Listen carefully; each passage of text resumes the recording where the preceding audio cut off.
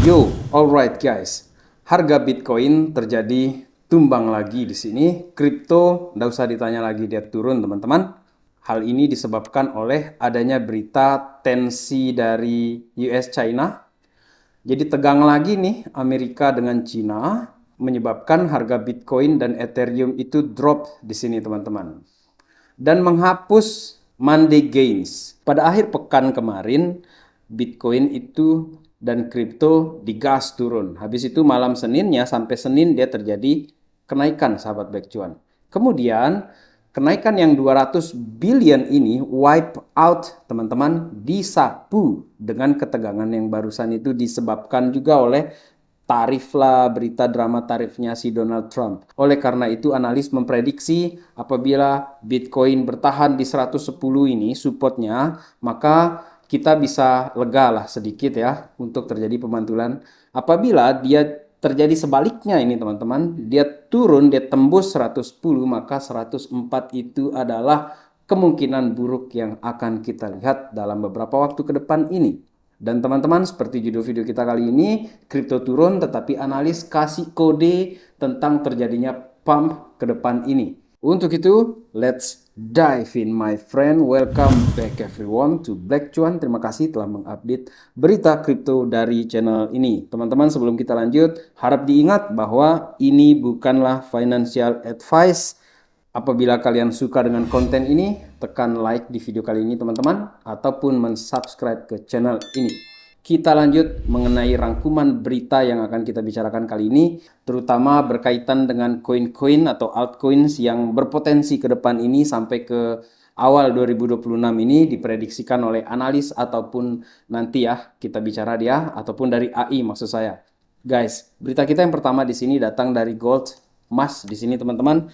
Sebenarnya saya memang agak khawatir ya ketika emas itu naik biasanya menandakan ekonomi itu tidak sedang baik-baik saja. Misalnya ketika perang terjadi emas pasti naik. Ketika ancaman krisis, bahaya krisis, emas pasti duluan naik. Dan kali ini emas justru terjadi kenaikan ketika ada sinyal pemotongan suku bunga yang dilakukan oleh The Fed teman-teman. Dan ini pun terjadi gara-gara ini nih, US-China tensions. Jadi tegang lagi nih Amerika dengan Cinanya di sini teman-teman. Saya tidak tahu sampai kapan mereka akan tegang-tegangan. Dan kali ini memang Amerika itu benar-benar kayak jagoan yang sudah kehilangan pukulan-pukulan yang kuat-kuatnya gitu. Jadi si Cina ini kan defensif-defensif aja kita lihat di sini. Tetapi se-defense-defense-nya Cina ada juga balasan-balasannya, dan inilah yang menyebabkan tensinya ini semakin kencang di sini teman-teman.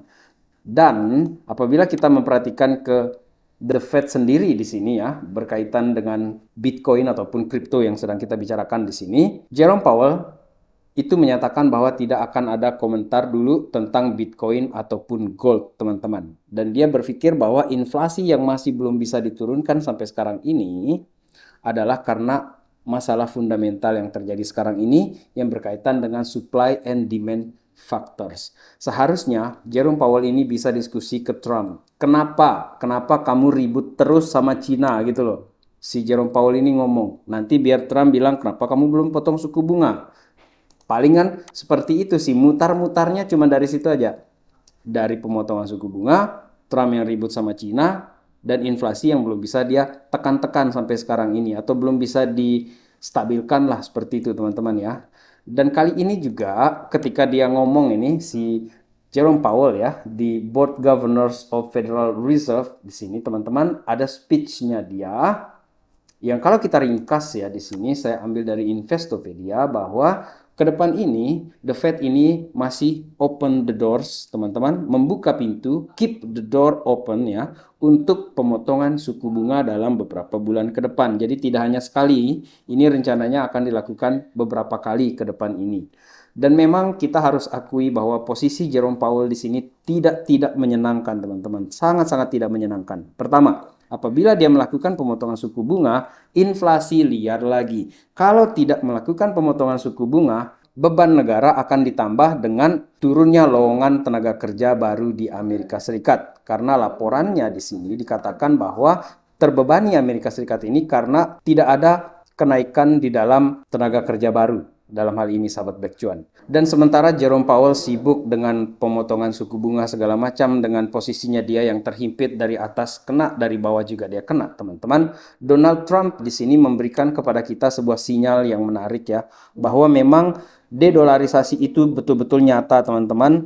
Presiden Trump sendiri menyatakan bahwa BRICS ini menyerang dolarnya Amerika. Secara gambaran umum ya teman-teman, ini dolar ini memang posisinya melemah karena dia tidak hanya ditekan oleh permasalahan dalam negeri yakni inflasi, tetapi negara-negara luar ini juga mulai mencoba untuk menekan hegemoni dolar yakni si BRICS ya teman-teman. Kemudian ada satu postingan yang menarik yang ingin saya share kepada kalian ini mengenai postingannya Zero Hedge yang berkaitan dengan narasi AI di kripto yang akan kita kaitkan nanti di sini teman-teman. Zero Hedge menyatakan di sini bahwa the money is not the problem. Uang itu bukan permasalahannya. Karena negara-negara sekarang ini mereka sibuk dengan AI is the new global race. Ini adalah balapan yang paling mengerikan. Kita tidak sedang berbicara tentang nuklir saja di sini atau teknologi luar angkasa segala macam. AI sekarang ini menjadi isu utama negara-negara untuk melakukan percepatan teknologi mereka.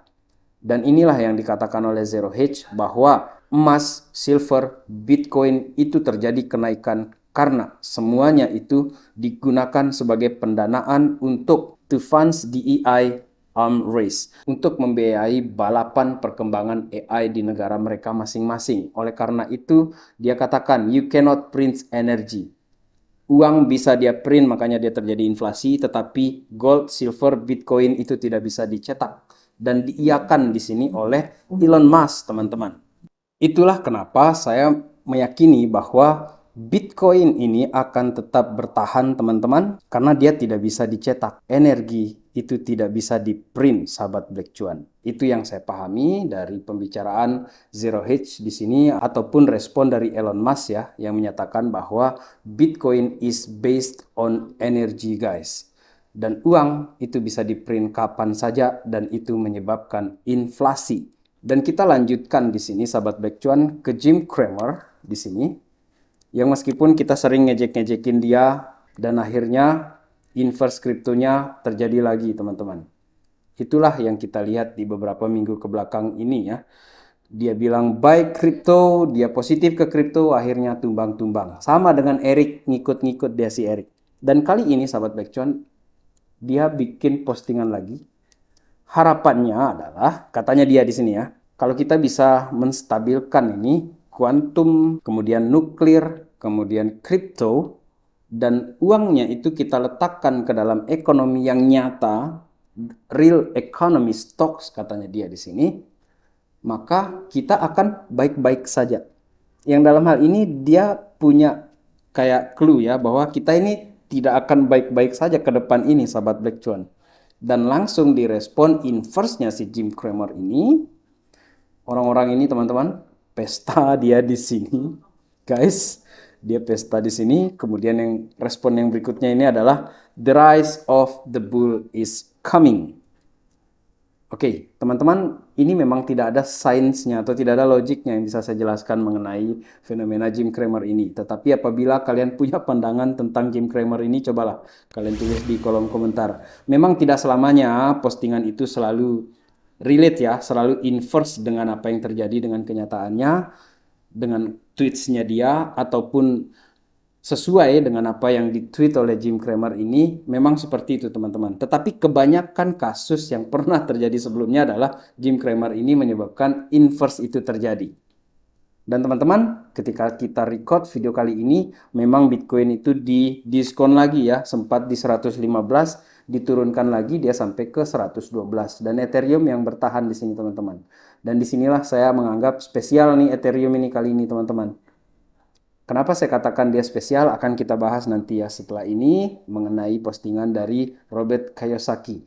Sekarang ini teman-teman ya, untuk si BTC-nya sendiri, ketika orang-orang pada ketakutan ya bahwa bull market sudah berakhir, Amerika Serikat di sini menurut berita terbarunya dia akan memasukkan ataupun mengalihkan uang sebesar 14 billion US dollar ini menuju strategic Bitcoin reserve, dan ini diambil dari yang sitaan-sitaan itu teman-teman, dari Chinese scammer ya di sini. yang dalam hal ini US government collaborated with the UK to dismantle Shenzhen Crypto Empire yang melakukan scam ya, penipuan segala macam seperti itu teman-teman, ataupun ada isu trafficking juga di sana. Jadi ini nuansanya sangat positif teman-teman, karena biasanya uang-uang yang disita itu mungkin dipendam dulu, tetapi ini malah dialihkan ke Bitcoin Strategic Reserve-nya si Amerika Serikat. Dan teman-teman, ketika harga ini turun, analis ini menyatakan bahwa ketika crowd FUD terjadi, ini merupakan the best signal for buying the crypto. Teman-teman, ini analis yang bernama Brian Q, yang merupakan blockchain analitik dari Sentiment Firm ya teman-teman. Dia menyatakan bahwa posisi yang terjadi penurunan-penurunan seperti ini, orang-orang sudah siapkan dana untuk melakukan pembelian ketika terjadi penurunan terus-menerus seperti itu teman-teman. Dan menurut Brian juga ya, bahwa sekarang ini traders itu udah jago dia secara mental ya, karena melihat berita dari tarif Trump itu, dia udah siapin dana menurut dia di sini. Bahwa ini udah pengalaman kita ini, masa kita kena gocek terus. Seperti itu yang dikatakan oleh si Brian Q di sini ya teman-teman. Dan orang-orang pada akhirnya mendrive sentimen ini sebagai kesempatan bagi mereka untuk melakukan pembelian ya. Dalam hal ini dengan misi mendapatkan gains ketika market ini terjadi recovery. Dan teman-teman, inilah yang saya katakan berkaitan dengan Ethereum tadi, yang akan membuka alt season menurut saya pribadi di sini. Bolehlah kalian tidak percaya, tetapi Robert Kiyosaki akhirnya menambahkan satu kata di belakang advice ekonominya dia selama ini. Kalau selama ini dia katakan jangan simpan uang, tetapi kalian simpan dia ke emas, ke komoditis yang lain, kemudian ke silver, dan akhirnya dia bilang ke Bitcoin, dan sekarang ini dia menambahkan Ethereum teman-teman. Karena dia katakan bahwa dunia ini sedang menuju global asset devaluasi. Akan terjadi penurunan nilai aset terutama dolar. Itulah yang ditakutkan oleh Robert Kiyosaki, dan itulah kenapa dia menambahkan satu lagi kata penting di belakangnya, Ethereum, setelah Bitcoin teman-teman. Kalau kita lihat memang secara umum ya, Robert Kiyosaki ini adalah orang yang paling konsisten menyatakan di masa depan ini akan terjadi crash yang tidak pernah dibayangkan oleh siapapun di dunia ini. Dan itu adalah the biggest crash in the world history teman-teman. Dan cara untuk menyelamatkan diri adalah menyimpan gold, silver, Bitcoin, dan satu lagi di sini Ethereum teman-teman. Ethereum sudah masuk ke dalam radarnya Robert Kiyosaki dalam hal ini. Dan untuk altcoins di sini ada hal yang menarik ya. AI DeepSeek ini memprediksi pergerakan dari Solana dan XRP sebagai altcoins potensial untuk terjadi kenaikan 2x di akhir tahun 2025 ini, sahabat Black Cuan. Dan ini dianalisa oleh DeepSeek, teman-teman, AI DeepSeek. Kalau untuk newsnya di sini sangat-sangat umum, teman-teman ya. Kalau untuk Solana kan jaringannya cepat, volumenya tinggi. Pokoknya yang menarik-menarik lah untuk kemampuan dari si Solana ini dalam menghandle transaksi segala macam. XRP juga seperti itu teman-teman, dengan narasi-narasi pasca regulasi yang semakin jelas. Akan tetapi untuk technical analysisnya kalian boleh tanya ke DeepSeek-nya langsung ya, sahabat Black Cuan. Ini menarik sih menurut saya. Kalau untuk altcoins yang Black Cuan simpan, kalian bisa melihat di daftar koin-koin yang saya bahas di sini, yang sering saya bahas di sini. Selain XRP teman-teman, saya masih suka dengan AI ataupun GameFi teman-teman. Jadi kalian bisa lihat di daftar-daftar videonya itu di sini. Saya sudah sering bahas di sini mengenai koin-koin yang akan saya bawa ke dalam alt season ke depan ini ketika others pair BTC itu terjadi pemantulan yang keras. Dalam hal itu teman-teman, saya tidak menyarankan kalian untuk mengikuti koin saya, tetapi untuk dijadikan referensi saja. Dan teman-teman, sekian video kita kali ini. Sampai jumpa di update yang berikutnya. In the meantime guys, let's enjoy the ride guys. Salam Black Cuan. Peace my friend.